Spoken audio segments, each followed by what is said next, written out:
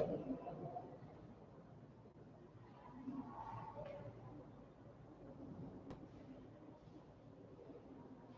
good morning, students. Welcome to our online class.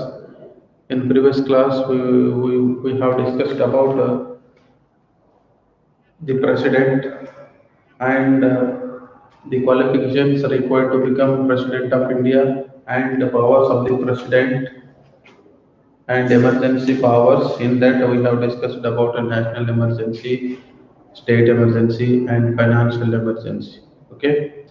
See, once again, I would like to repeat that point. See about president. President, about president, the Article 52 of our Constitution, Article 52 of our Constitution has created the post of president. Okay, it's very important. Article 52 of our Constitution has created the post of president. Okay, and the president is the head of the constitution of the country, and he is the first citizen of the country, and he is the first person of the country,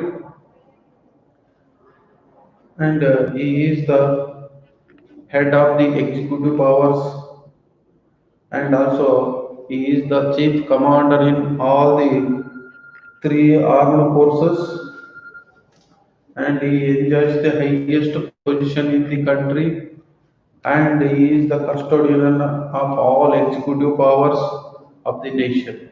Okay, see once again, Article 52 of our Constitution has created the post of president, and president is the constitutional head of the country, and he is the first citizen of the country or first person of the nation, and he also head of the executive, and he is the commander in chief of all the three armed forces. It means he is the supreme commander of Indian Army on three armed forces. Okay, and next he enjoys the highest position in the country. Okay, and he is the custodian of all the executive powers of the nation. Okay, and Article 54 and 55 of our Constitution says about the election procedure of the president. Okay, president directly will not elect by the citizens of the country, but he can elects by the elected representatives of the nation. Okay,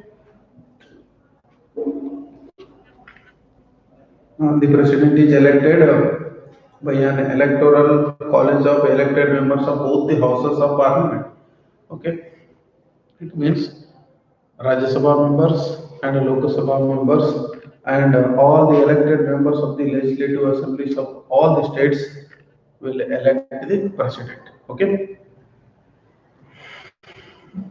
and the Supreme Court judge, okay, the Supreme Court judge administers the oath of office, okay, to the president. The Supreme Court judge administers the oath of office, and when he will go against the constitution and against the will and wish of the country, and that time president can be removed through the motion of impeachment. Okay, about that, Article 61 of our Constitution says, okay, about motion of impeachment, Article 61 of our Constitution says. And qualifications should be citizen of the country, and he should not be declared as unsound mind by the court of law, and so a person should not be less than 35 years of age, and he should be qualified for election as a member of Lok Sabha, and he should not hold any office of profit under the government. And also we have discussed about powers of the president, executive powers, legislative powers, judicial powers, financial powers, military powers, okay, and emergency powers also. From Article 52 to 60 says about three emergencies: national emergency, state emergency and financial emergency. Article 352 says about national emergency. It can be declared during the emergency time. It means during national calamities like earthquake, tsunami, volcanoes, etc. And during the flood also it can be declared. Next, during the war time, national emergency can be declared. Okay, during the war time or during natural calamities like earthquake, tsunami, floods, national emergency can be declared by the president. On the recommend it means on the recommendations of a prime minister, the president can declare national emergency. And Article 356 says about state emergency. And in our Karnataka, total 6 times state emergency declared, but national emergency declared only 3 times in India. During Indo-China War, it means in 1962.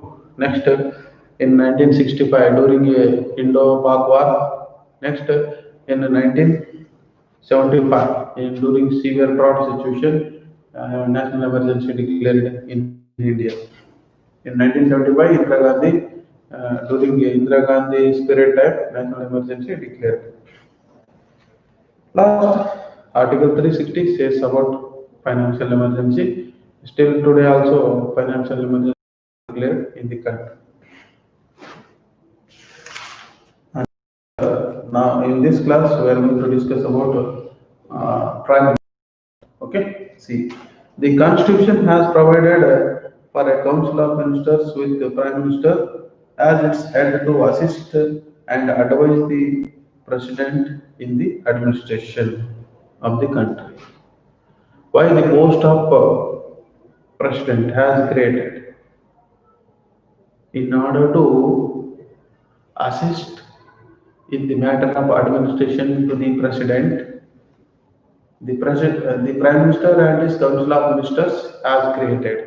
Okay, in order to assist in the administration, in the matter of administration to the President, the Prime Minister and his Council of Ministers has created. Okay, to one person it is not possible to see all the matters of the country. So that's why, in order to assist in the matter of administration to President, Prime Minister and his Council of Ministers has created.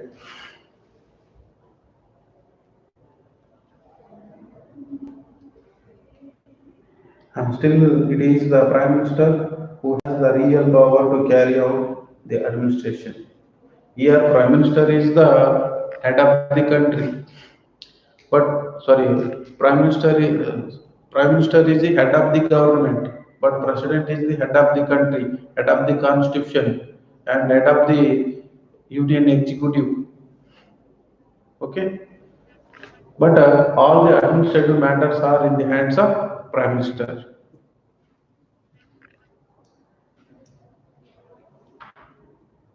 And now I told you, the President is the head of the country, but Prime Minister is the head of the government.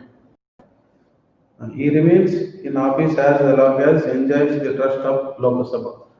Okay, but the Prime Minister elects directly by the citizens of the country through their voting rights. But President elects by the electoral college of elected members of both the houses of Parliament.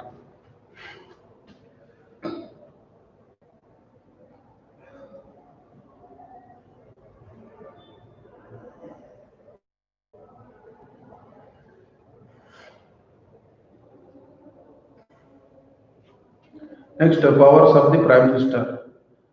Appoint and removal of ministers and allocation of portfolios. Prime Minister has the power to appoint any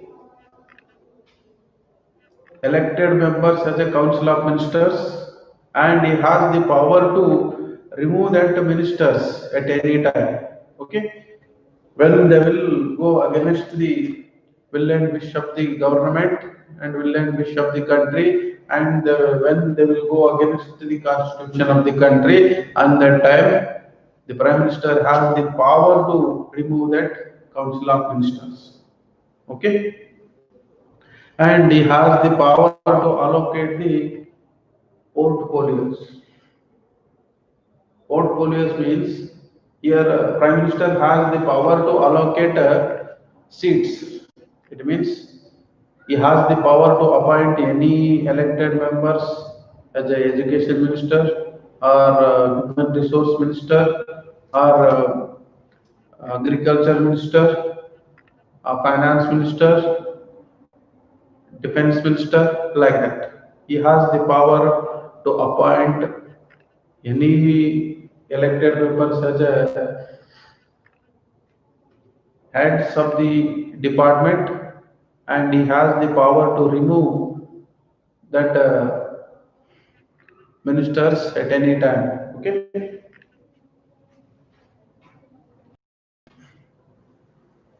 So Prime Minister recommended to the President the appointment of ministers to the Council of Ministers. First, as per the recommendations of Prime Minister, President can declare ministers list. Okay. First, the Prime Minister will prepare a list of Council of Ministers, but that list can be declared by President on the recommendations of Prime Minister. Okay. President appoint the ministers of the Council as per the recommendations of the Prime Minister. Okay.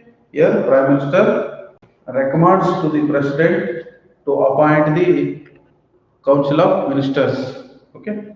And he also allocate the various portfolios among the ministers, and his decision is final in the allocation of portfolios.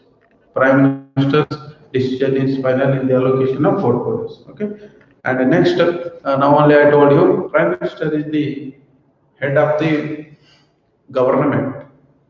All administrative matters are in the hands of Prime Minister. Okay, the Prime Minister is responsible for all actions of the government, and he coordinates the activities of the various ministers. He takes greater interest in framing policies related to planning, defense, and foreign affairs. Yeah, the Prime Minister and his Council of Ministers, especially the Prime Minister, prepares the policies of the government. It may be economic policies or defense plan or foreign plan. Total all policies and programs of the government prepares under the guidance of Prime Minister. Okay. Next, Prime Minister is the head of the Union Cabinet. On the Council of Ministers, the Prime Minister is the head. Okay. The meetings of the Union Cabinet are held under the chairmanship of the Prime Minister. Okay. The meetings of the Union Cabinet held under the chairmanship of Prime Minister. All discussions of issues of national and international importance are discussed and decisions are taken under his chairmanship. It means about internal issues and external issues, and about decisions of that issues are taken by President. Okay. He is the link between President and the Cabinet. Next, Union Cabinet. The Union Cabinet is the real executive and has ministers in two hierarchies. Hierarchies means levels. Okay. The first one is the cabinet level, and second one is the ministers of state. Okay. The maximum strength of the Union Cabinet is 50%, 15% of the total strength of the Parliament. What is the Maximum strength of the Union Cabinet, 15% of the total strength of the Parliament. Okay, Parliament consists two houses, upper house and lower house. It means upper house strength is 250 and lower house strength is 545. Total 15% of that total. Okay.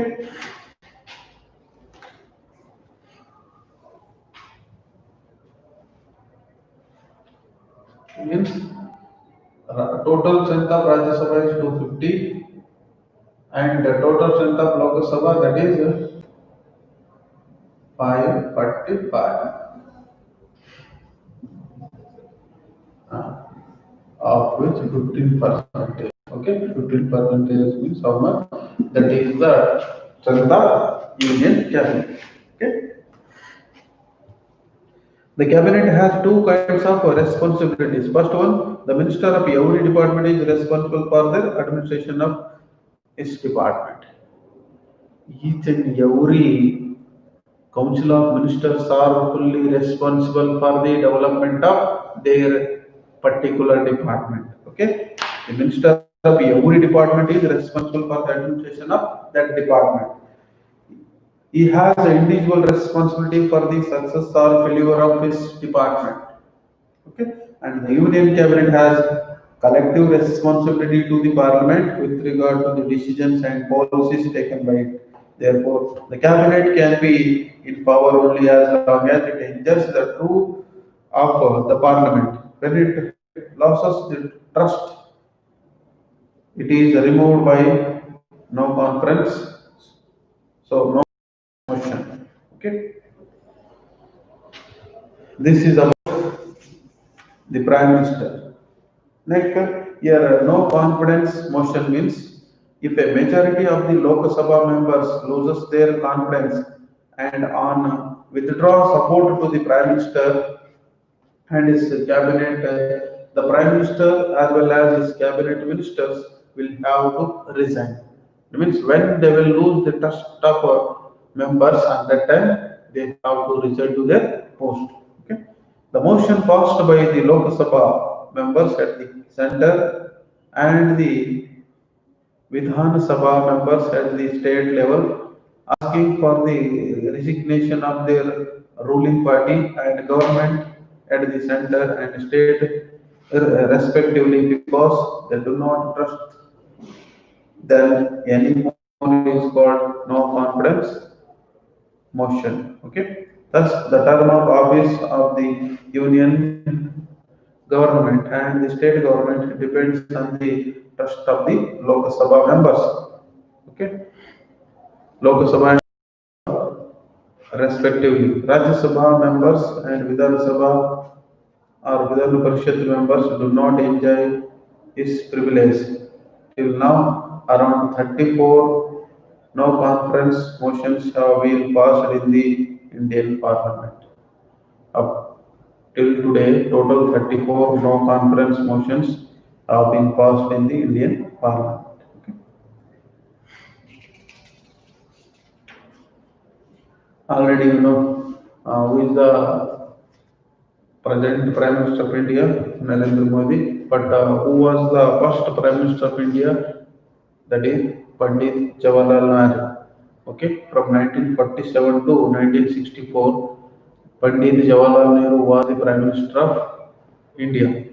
Okay, and after Pandit Jawaharlal Nehru, who became the second Prime Minister of India, Lal Bahadur Shastri. Okay, from 1964 to 1966. When he went to Tashkent for there only he was died. Okay, but after Lal Bahadur Shastri, from 1966 to 1977 and second time from 1980 to 1984 up to her assassination, Indira Gandhi became the third Prime Minister of India. Okay, total two times she became Prime Minister of India from 1966 to 1977 and from 1980 to 1984. but in 1984, she was assassinated by her bodyguards.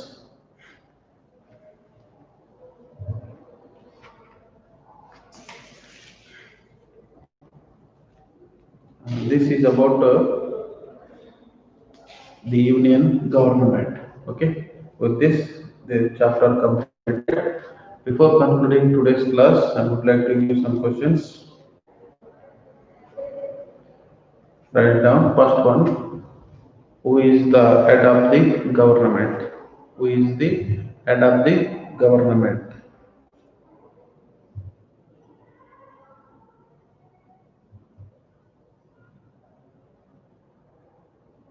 Next, what are the powers of the prime minister? Next, who is the head of the union cabinet?